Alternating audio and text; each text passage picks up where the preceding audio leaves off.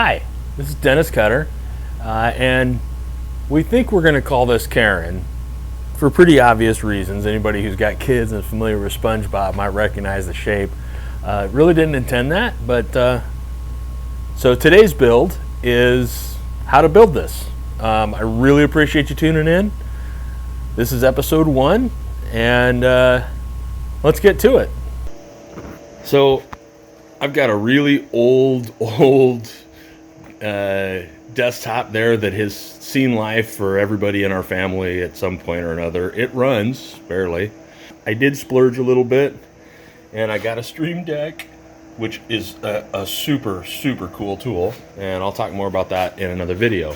Anyway, because I do so many different projects, I need to be able to have a cart that's mobile, that moves around, that has the cameras on arms so that I can point them at what I need to point at or what I'm working on. And I'm hoping that I have a good solution in mind. So the first thing I'm going to do is get myself a notepad and start sketching out some ideas and how to make all of that portable and mobile. So even though this is my first project that I've videoed that I'm going to put out on YouTube, it's certainly not the first project that I've ever done. And I got to talk safety for a second. You've got to understand we're going to use quite a few tools. I'm going to use a metal chop saw here. I'm going to use a wire feed MIG welder here in a little bit.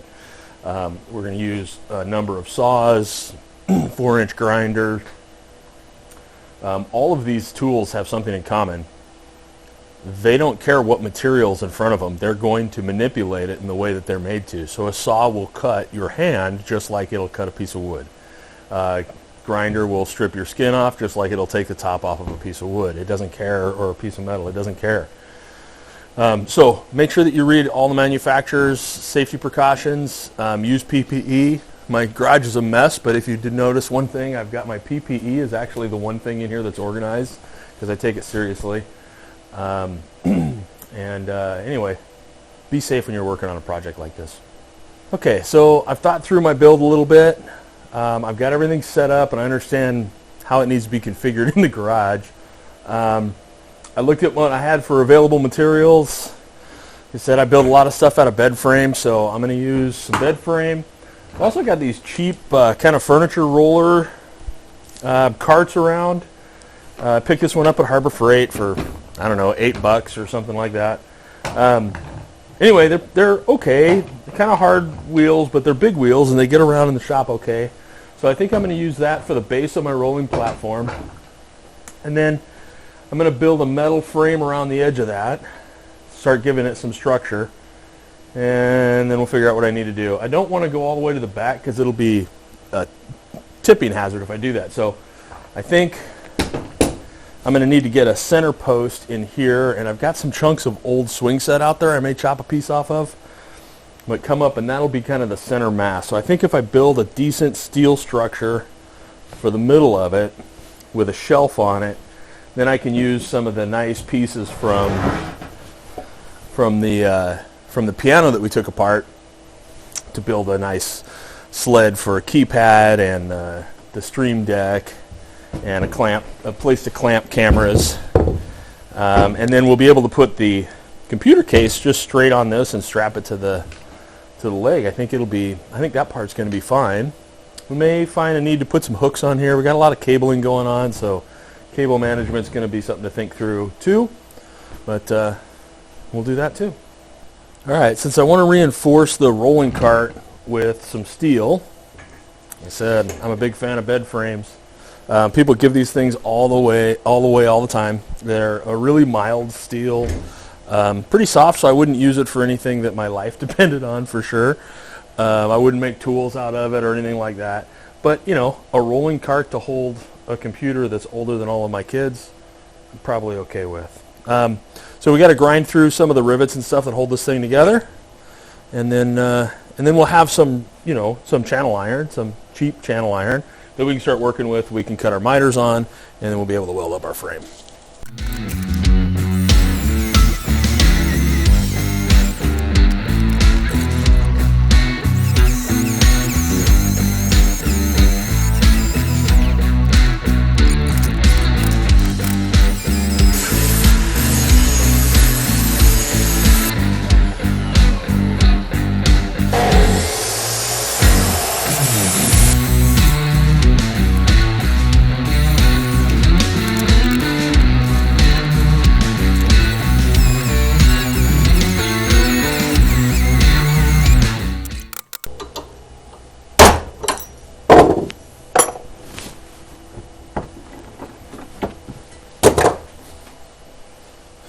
There we go. It's a little bit of work, but now I've got, a decent piece of angle iron. It's long enough for my short sides anyway. All right.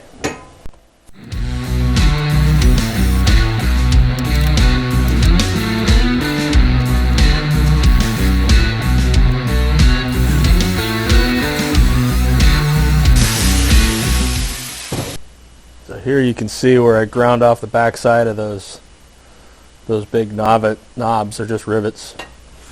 And now, again, we use our specialty tool here. We just need to center punch those out the rest of the way. And then we have a useful piece of angle iron.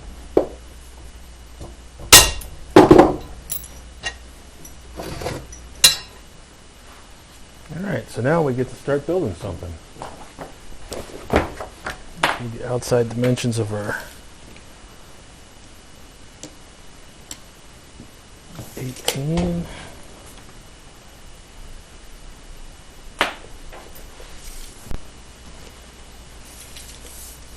So 18 inches is my measurement on the inside of my metal. I got 1/8 inch metal twice, both ends. I need to make that 18 1/4.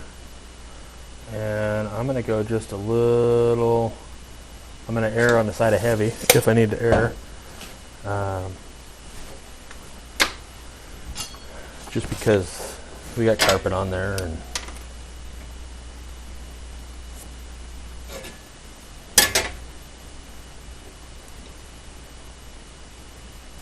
so if we get something similar to that, we'll be in pretty good shape.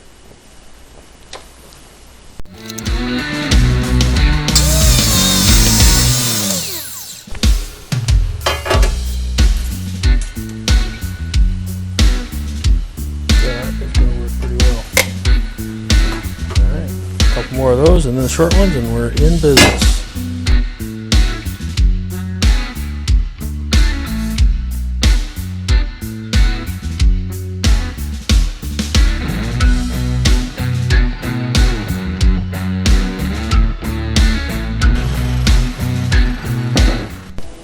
So one thing about working with press frames is they're all painted or powder coated. Some of them are treated differently, but the weld is not going to take well in that material. So I'm going to clamp these all down, put the flappy paddle sander on, sand all the edges of these off, and get it ready for welding. And then I'll do a big disclaimer about how I'm not an actual welder.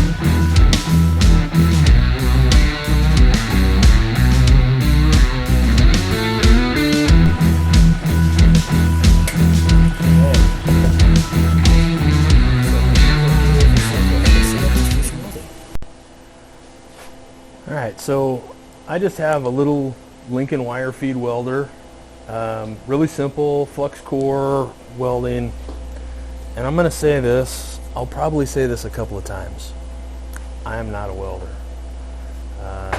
If you're on here and you're a welder, probably if you're not even a welder, you're going to be able to criticize what I do to a certain degree, and I'm okay with that. I can take criticism. But I will ask this, can it be constructive criticism? Because I'd love to become a better welder.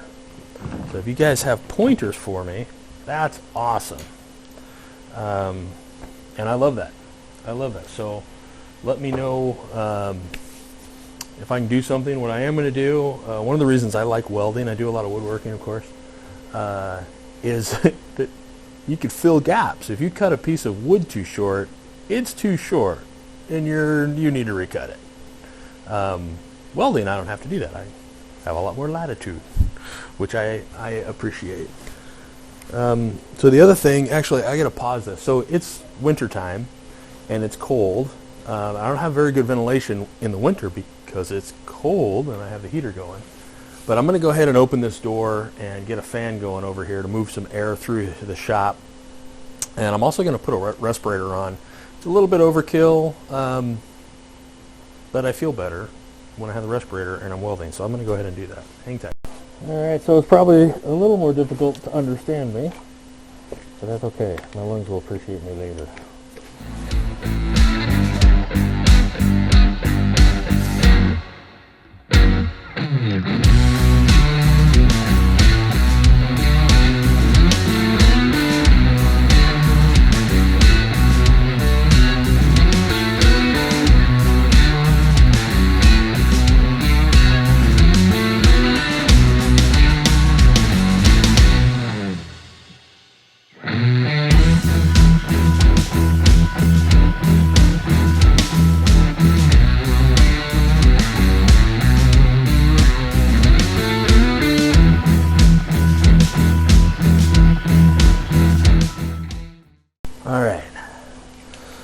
So like I said in the beginning, I'm a much better grinder than I am a welder.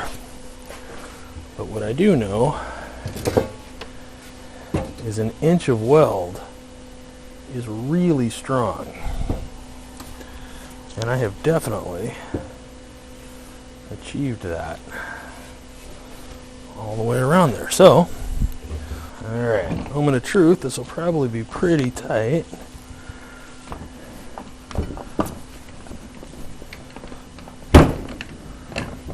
That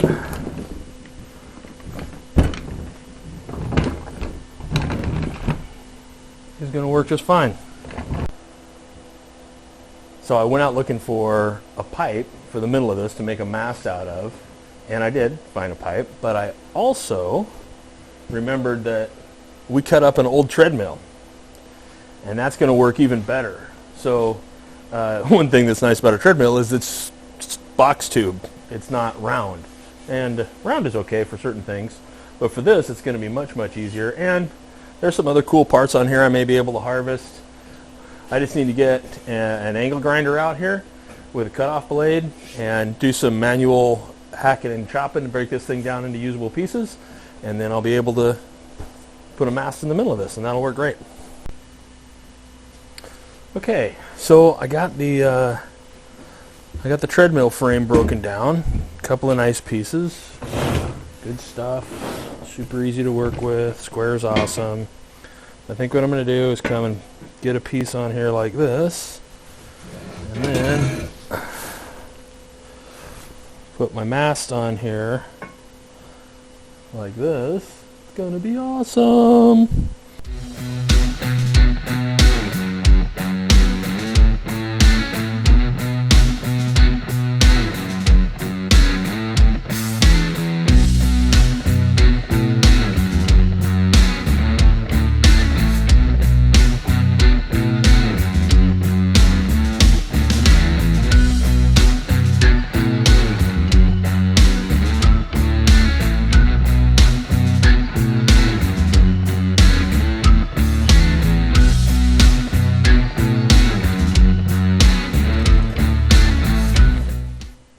And then the other thing I want to do is we want to center that mast. So this is going to be our piece going across. We'll find the center. That's going to be right at 6 inches.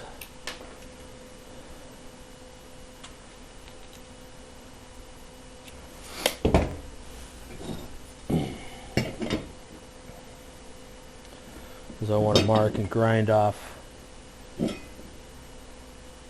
where that where this mast is going to line up too.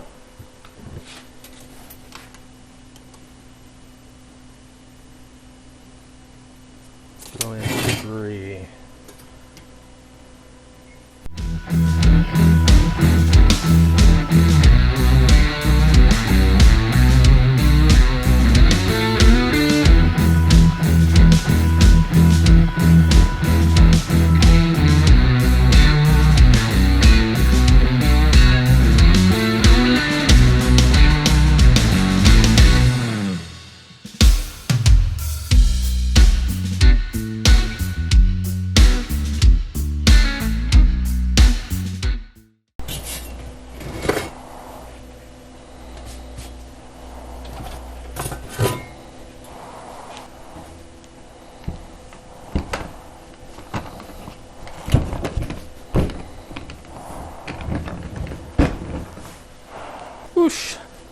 All right, now I'll put this contraption down on the ground and figure out how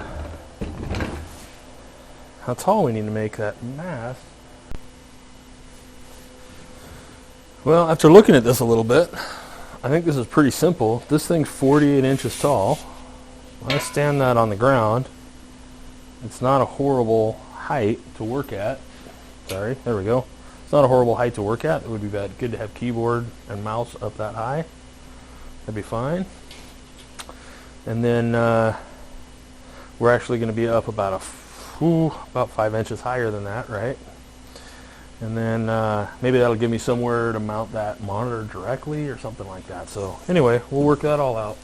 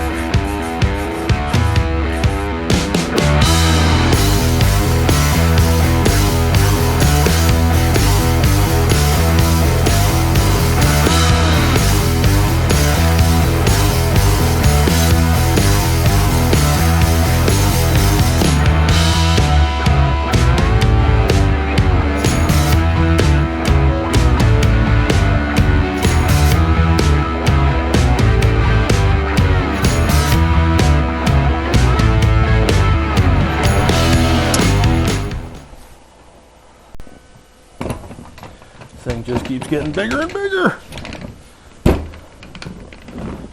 Oh my gosh, we're making a thing. Computer, you're gonna go right there. Boom. Gonna be perfect. Perfect, perfect. All right. So I need to come around the other side, get this thing down on the ground, figure out where we're gonna put the. I got a lot of cool pieces to make that shelf out of, and I got to go figure out how big I want the shelf. So I want the shelf to be the size of one of those big mouse pads, like the gaming mouse pad, so it goes all the way underneath everything and keeps stuff from sliding around. And anyway, I gotta go measure that. I'll be right back. Okay, so the mouse pad thing is 24 by 14, and I may, like 24, I don't want to go any wider, but I might give it a little more depth. We'll see. Because we got out to the front edge of this thing. I'm right at 14. Oh my gosh, it's like I planned it. You've been watching. I have clearly not planned it. All right. Yeah, that'll be our shelf. Okay, and then 24 was our distance. So 24 by 14. And that is 14 to the inside of that lip, which is going to be perfect for us. Okay, so let's put the wood off to the side because we don't need it now. Oh, I can't wait till my cordless mic gets here. Okay. Not like it's going to make me better, right? Make my stream better. Oh, God. Dennis got a cordless mic. It's so much better. All right. Okay, I've got these cool rabbit ear deals sticking up on here that are nice, round, way heavier than I need.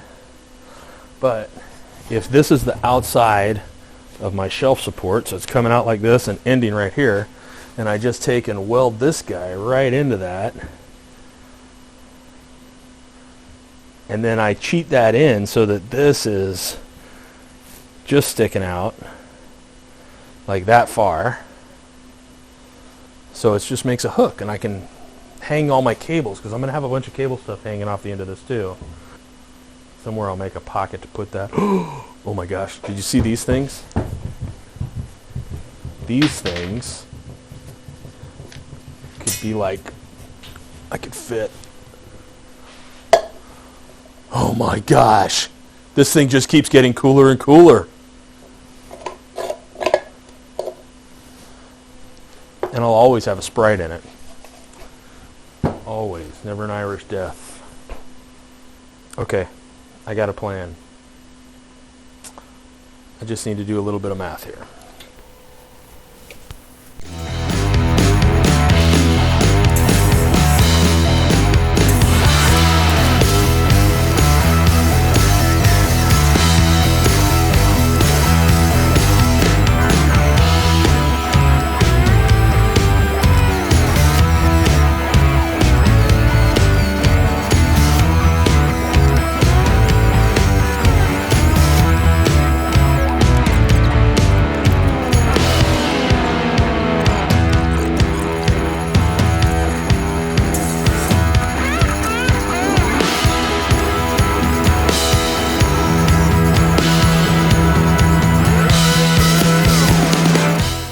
Against this, there's going to be a pole that goes right here, and my piece of wood can't go back any further. So that just means that if that weld that's right there, I can either grind it out or take the back edge of this metal off, because when I put those two things together, I got a 1/4 inch gap. And I'm wondering if that's bad. As I'm looking at it and thinking that through, I'm not altogether certain that that's a bad thing. Okay, if anybody asks, you tell them that, like, I totally worked this out and planned this, and we did a live stream survey, and you guys all voted, and you all agreed with me, and then this is why we did what we did. And it's the perfect plan. Well, shoot, no, okay, hold on. So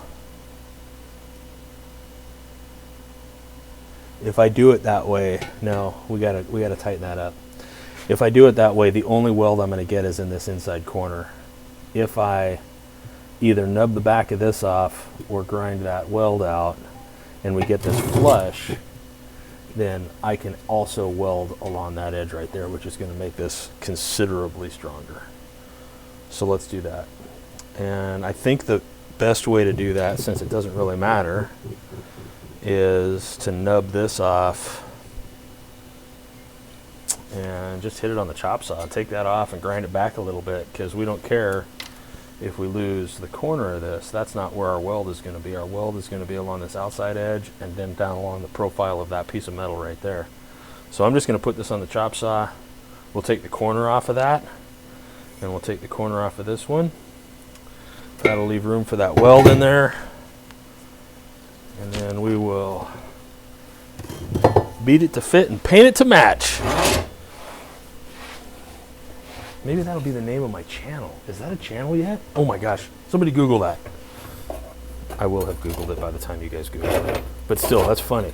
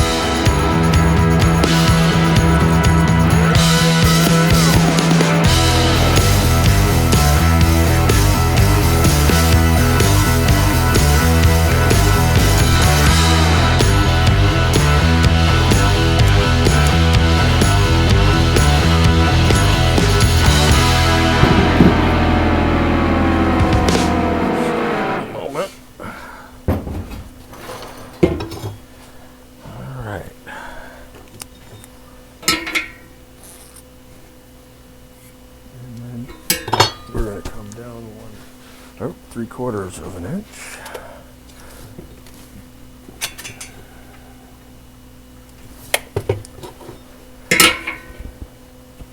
Yeah, so if you haven't noticed by now, I do a lot of things without a plan.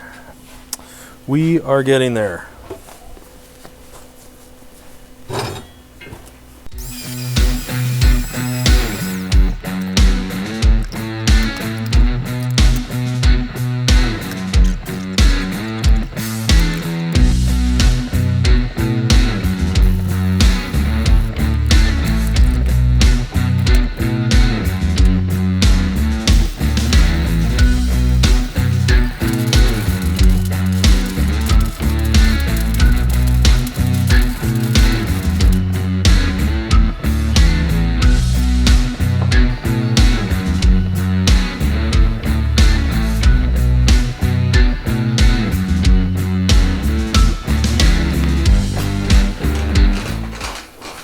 Yay!